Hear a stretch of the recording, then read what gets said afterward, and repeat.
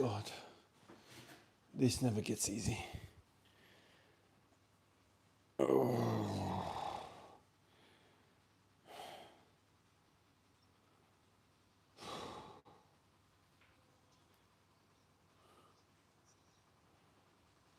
Hey, thank you, Roy. Appreciate that, man.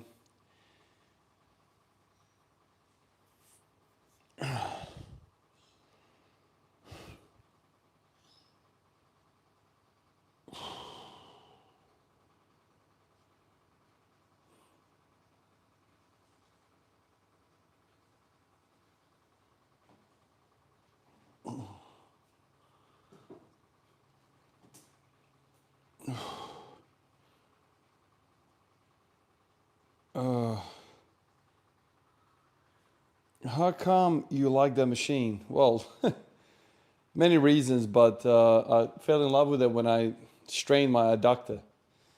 That was the start of me really turning to this machine with a lot of attention. Yeah, I strained my adductor and I tried everything and anything, and I was kind of beating around the bush until I tried this. This really addressed the issue. This machine is hitting exactly where I am sore, where I was sore. So if you've got an adductor strain, if you've strained your groin in some way, this machine right here doesn't get any better than this. And somebody like me who generally has, the only pains I ever get is basically my hip. So I kind of connected these two dots to the groin pain and the hip pain that I've had with a lot of squatting. And I thought I'd invest in this machine because I feel like they're related. Initially, I wasn't sure whether this machine or the opposite of this machine, but I've got the opposite machine here as well. I think this is, the opening of the hips is the key. Horse stance does work those muscles, but a little bit differently. And not as isolated. You know, this is purely adductors. The horse stance is a lot of opposite side of the hip. So like the abductors, the outside of the hip, and a lot of quads as well. So this takes the quads out of it, takes the other side of the hip out of it. It's all adductors and hip flexors. So in my opinion, it's very much superior, and it's completely isolating the troubled area for me.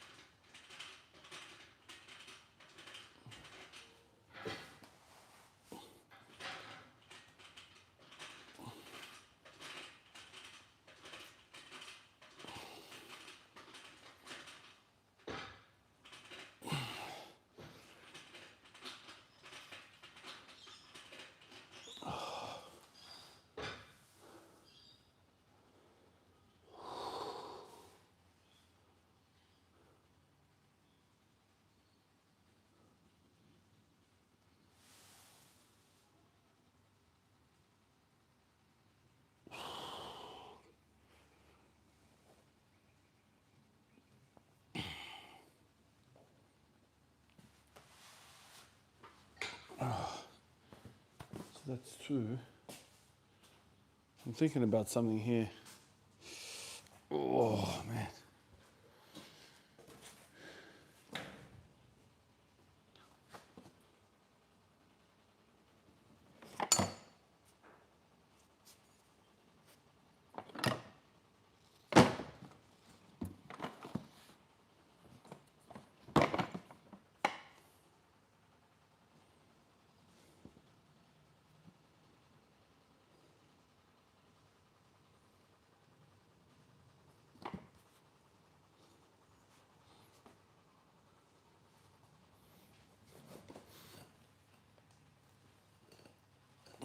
This is not going to come out ever.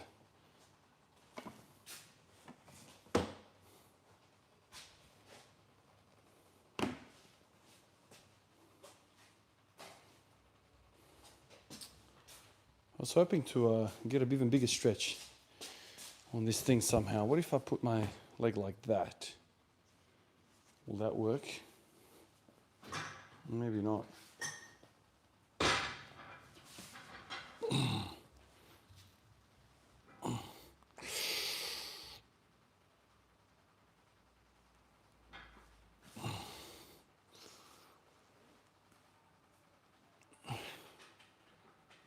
No, that's not gonna work.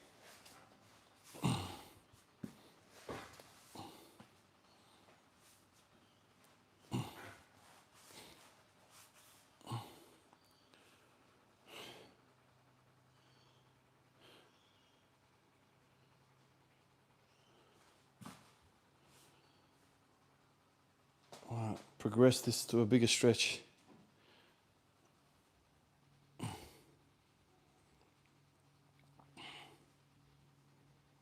Have you ever been into barbell hip thrusts? I'm not sure if they're much carrier, but I think they're good to prevent injury.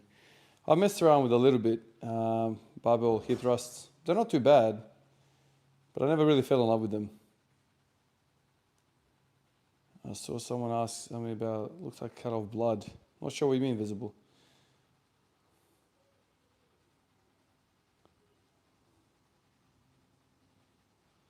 Hey Jordan, how are you, brother? How's it all going? How's it all going, Jordan, right? Oh, man. Look at this. This is even better now. Oh. All right. I'm on my way to splits with this thing.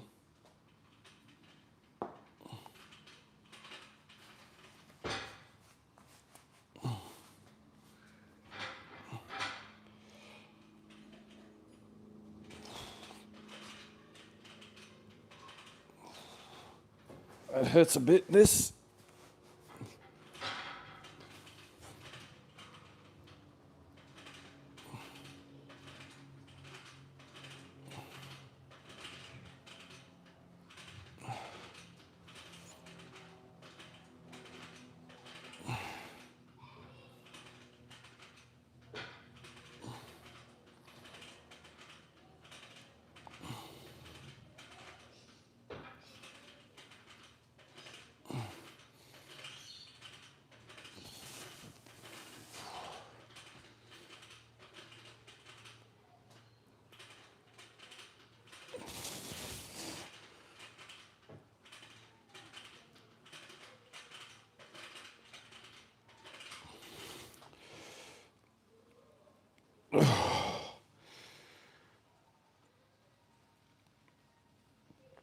Oh my God.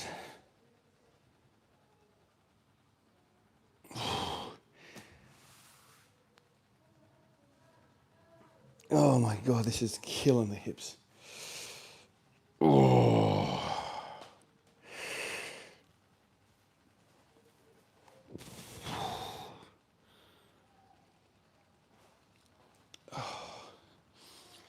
Oh.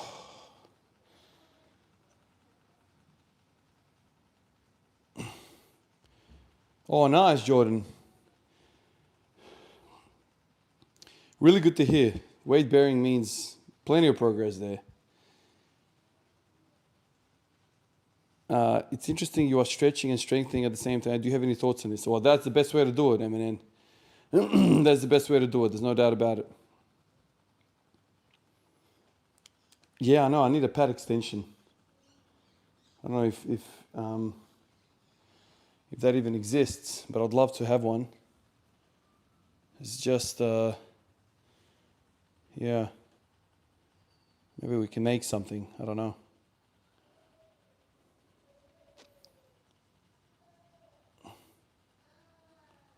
Do you remember the NBA player Dijon Blair?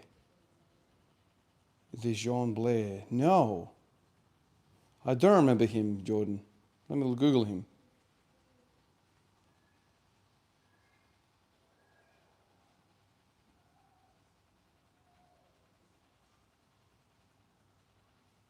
Oh yeah, I do remember him now. As soon as I saw the Spurs jersey, I did.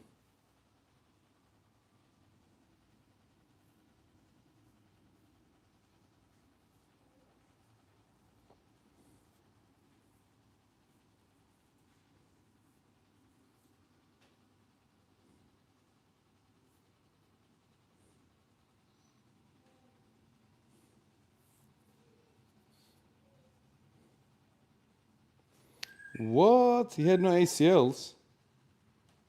Holy shit. Wow. That's nuts. What the fuck? I didn't even think that was possible. I know you can walk around without an ACL and like live your normal life, but to play at a professional sport, damn.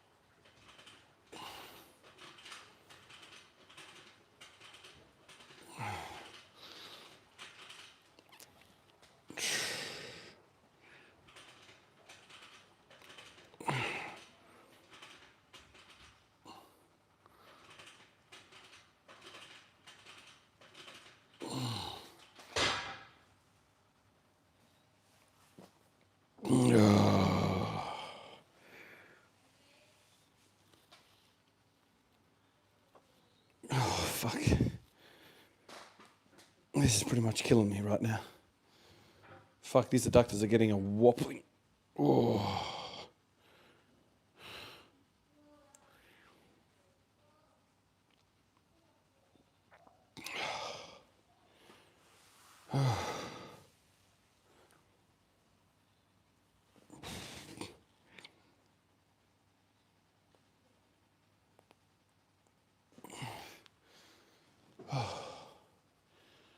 Holy shit. Both legs, incredible. Wow. What a machine. Wonder if he fell over a lot. I don't know how that works. I remember him, he was like a power forward or something, wasn't he? Power forward or something? Center, yeah. Yeah, I remember him. I remember him being like really good as well. Like he was useful. Like he was a proper player, man.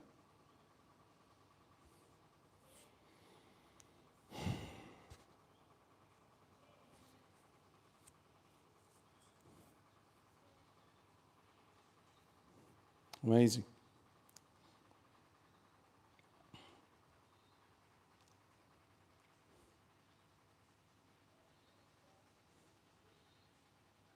A rebounding machine. There you go. He looks like a tank. He looked like a really strong player, like the rebounding type. You know, like hold his ground, push into position.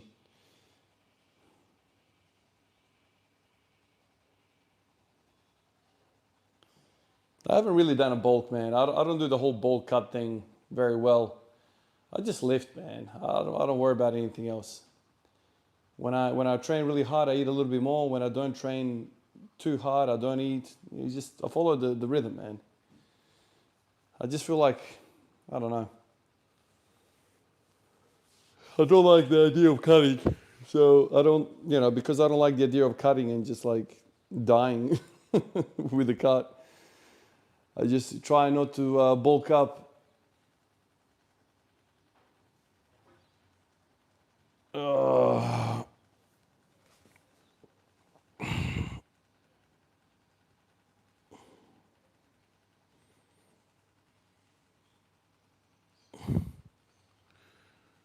oh, man.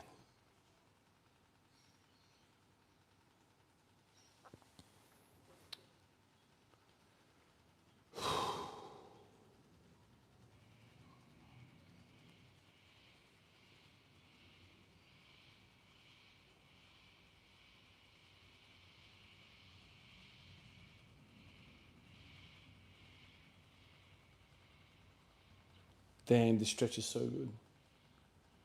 Oh my God, I love this machine.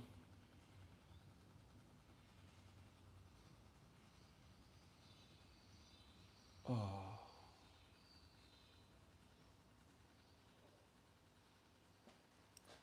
All right, time to do it again.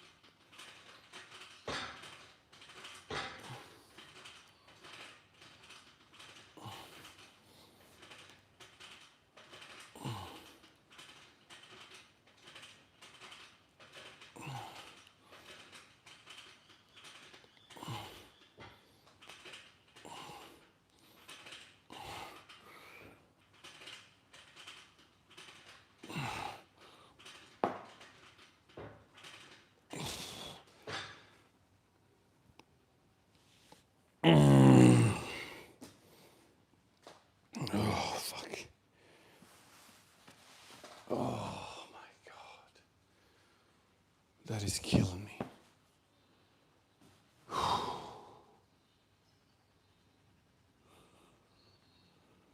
Wow. This freaking machine really opens you up.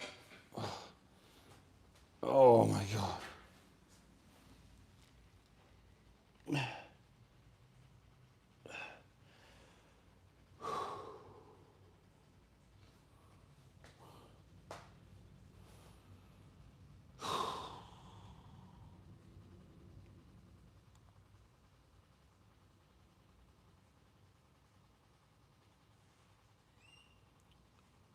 Oh, man.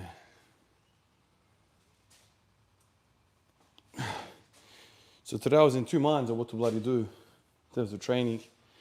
I'm not going to do much today either. Everything freaking sore. Like my quads are killing me from the belt squat the other day. My arms are, biceps are sore, forearms are sore. Freaking everything is sore. So I'm going to have another easy day today. Another really easy day.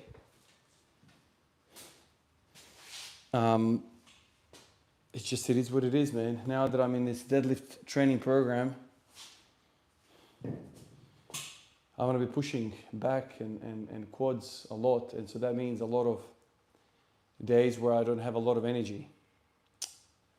Forearms are still cooked. I feel the biceps. The upper back I feel a little bit. The quads I feel a lot. Don't have a lot of room. So I'll just warm up today like I did yesterday, maybe 3 plates. And then that's it. Just a little warm up, get the blood going and go to work. Nothing else to do. Wait for the adaptations, huh? Wait for the recovery.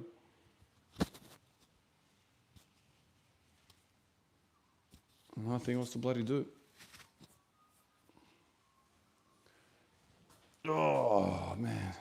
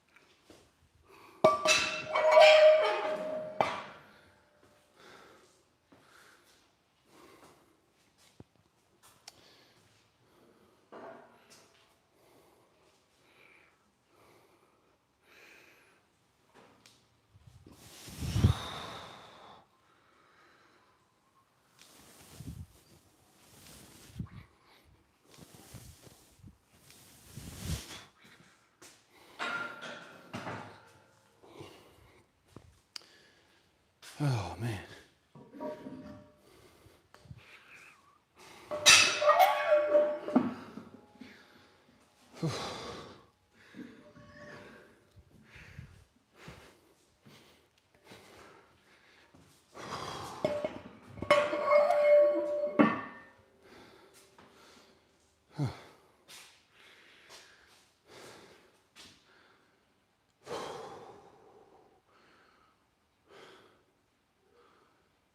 And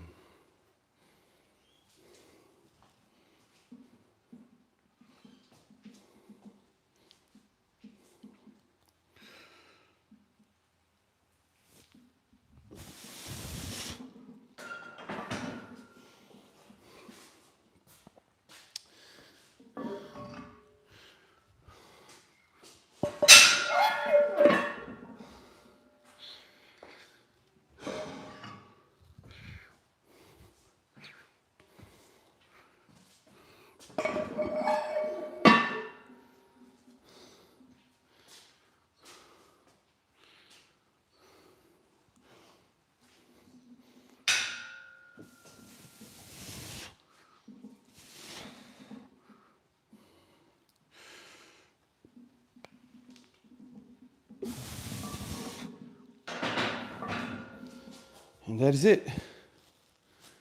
Warm up, stretch.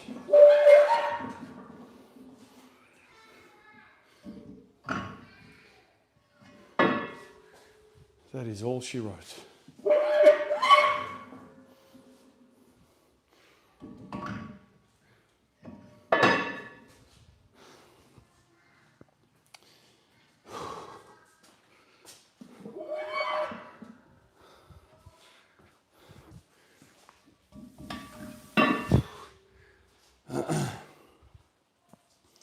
I reckon I'll finish off with another adductor set. I'll leave on a long note.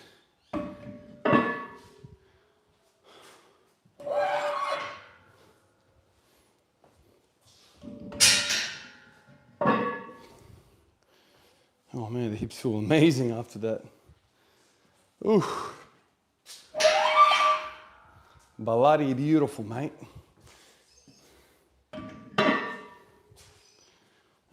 This machine I've fallen in love with. It's not so much, it's just the adductors. It's the lower back that I feel really gets a stretch. Really gets a stretch from this thing.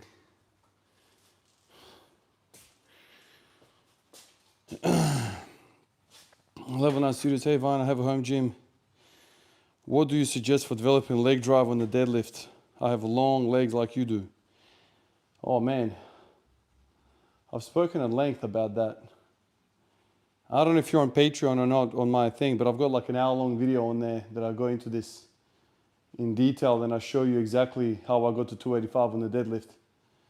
I did that video last year in December when I hit the 290 or 280.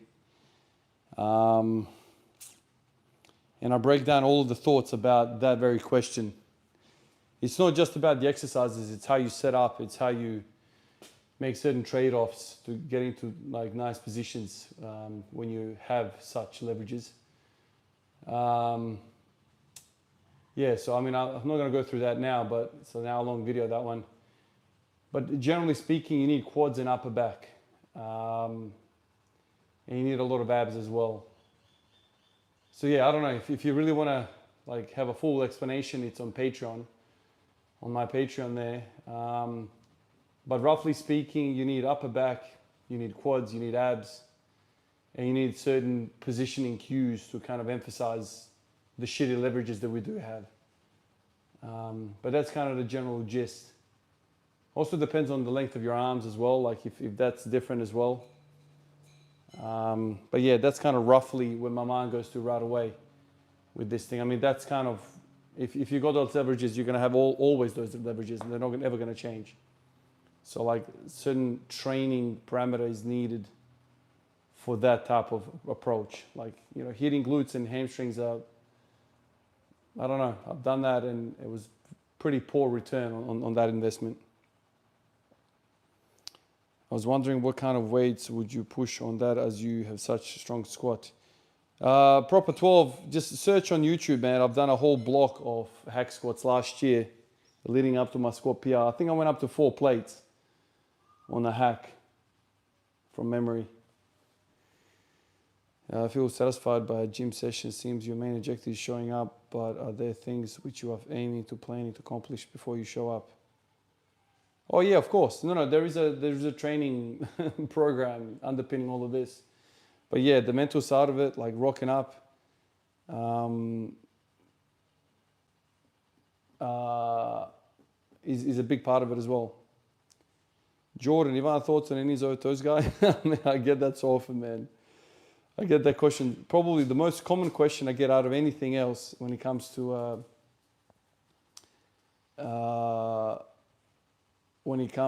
any other influencer on the internet. The knees over toes guy gets a lot of mention with me for some reason. Maybe because of the basketball connection. I mean, I like him, dude. I like him. I think he's got some really, really cool ideas. And those ideas are refreshing. And it seems like he's worked out a lot of this stuff out by himself. He didn't just, read it on Google and then just, tell us all about it. He actually went through the whole journey of shitty knees and surgeries and all sorts. I like him. I've never really done any of his programs, but I like the whole thought process that he has there. And probably, Jordan, for you now, it's probably a really, really good thing to get into some of those things when you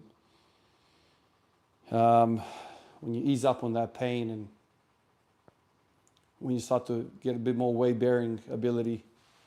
I think it'll be a good thing for you to kind of pick out some of those ideas. What about deficits? I've tried deficits. I got nothing out of them. The thing with deficits that people don't talk about is that, sure, you'll get good at deficits. But then when you go back to your normal deadlift, you're not in a deficit. So how do you use something that is different? That's kind of how I felt. I got comfortable with deficits, and then as soon as the weight was back on the ground again, it was like, shit, this feels weird. I feel like I'm back to square one. Yeah.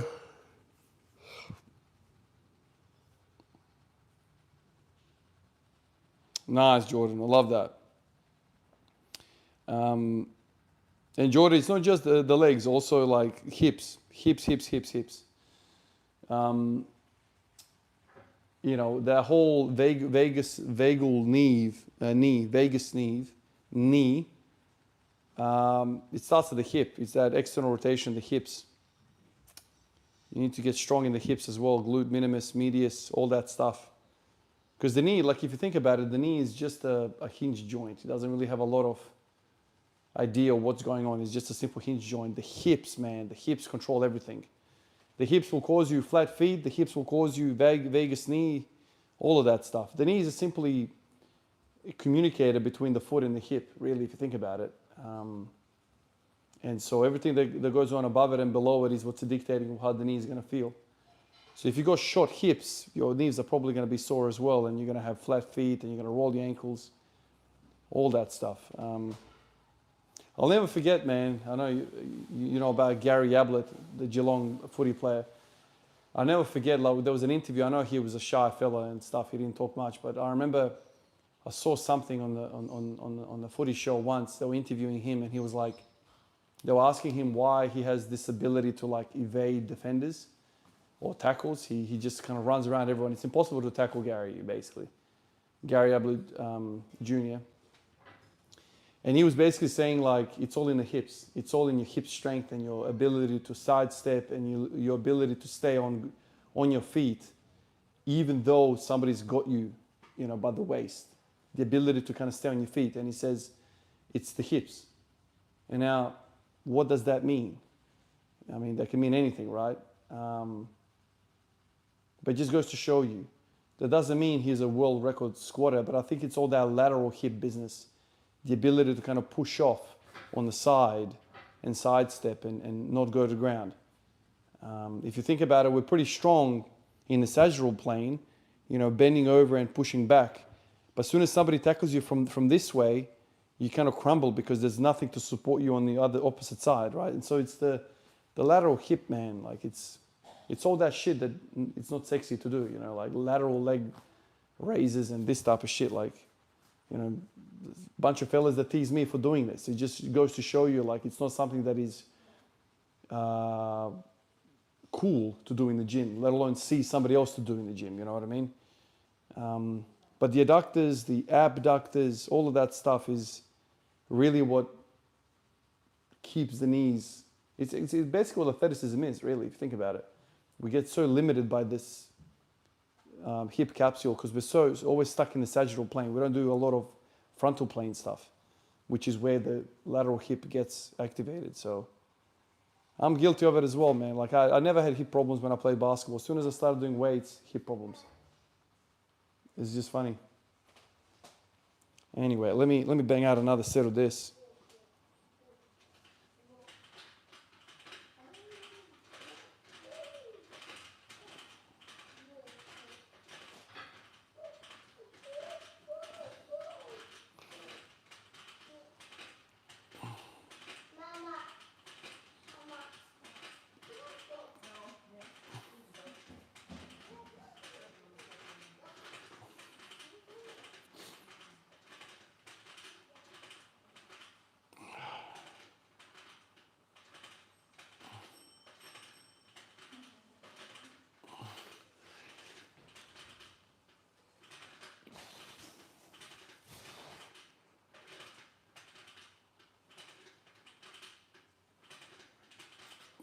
Okay, that's it. That is it.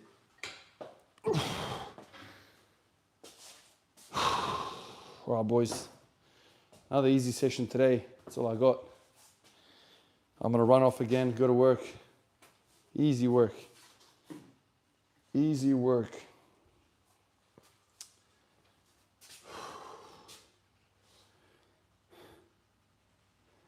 I own a reverse hyper SSB full rack easy bar. Dumbbells, you think I need to do more stuff? I have a high cable, low cable. Just sub to your Patreon. Nice, level 9. Appreciate that. Just to have a look at those videos that I was making, that I made about the deadlift. I think you'll find it interesting to have a listen on how I approached it. I don't know what your deadlift is and what level you're at, but I think some of those ideas will be helpful for you, especially if you've got short arms like me. I mean, I've got the worst freaking positioning for the deadlift. Long legs, short arms. It's fucking the worst thing you can possibly think of. And I've got it, and I managed to hit 285. So, yeah, have a look at that video, and then just kind of, I don't know, get some ideas from it, and hopefully you go in the right path. But I did many of the things that people used to talk about. 335, yeah, okay. I did many of the things, including the deficit deadlifts. I even did like rack pulls and block pulls and all those shit. And it wasn't until I started doing the things that I spoke about in the video. You hit a 700 rack pull, dude. It tells me everything I need to know. If you've got a rack pull, you've got a deadly finish. So your glutes and hamstrings and lower back is plenty strong. What you need, dude, is you need adductors, you need that starting position cleaned up, you need some of that stuff. So take a look at that video. I'll go into detail in there of how I approached it. But yeah, you don't need to do any more rack pulls. You don't need to do any more bloody glute work or hip thrusts or any of that shit. You just need to clean up that starting position. And hopefully that video helps you, man. It gives you some ideas on how to approach it.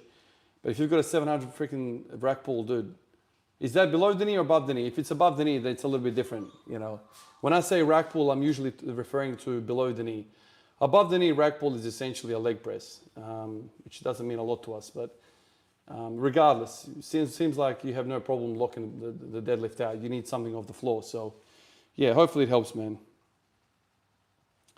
Oh, below. Oh my goodness, dude. Dude, if you've got a 700 pound below knee rack pull, you are fine. Dude, I've got really high hopes for you, dude. If you implement some of these ideas that I'm on right now, and the way I'm training with, you know, all the stuff, all the accessories that I'm choosing right now, dude, you're gonna be very, very strong. Yeah, just clean up your starting position, clean up some of those weaknesses. You'll be pulling 650, 600 before you know it. You're gonna have a really, really rapid increase. If 335 is your deadlift now and you got 700, fucking hell, man. It basically tells me you have no quads, you have no lateral hip stability, you're very, very poor in a bent over position. So you'll be fine, man. Anyway, guys, I need to run off. It's time for me to run off. Appreciate you. I'll catch you tomorrow at some point. I don't know when. Depends on all the stuff that goes on tomorrow. But I will catch you all tomorrow, and we'll get going again. Appreciate you, fellas. Peace out.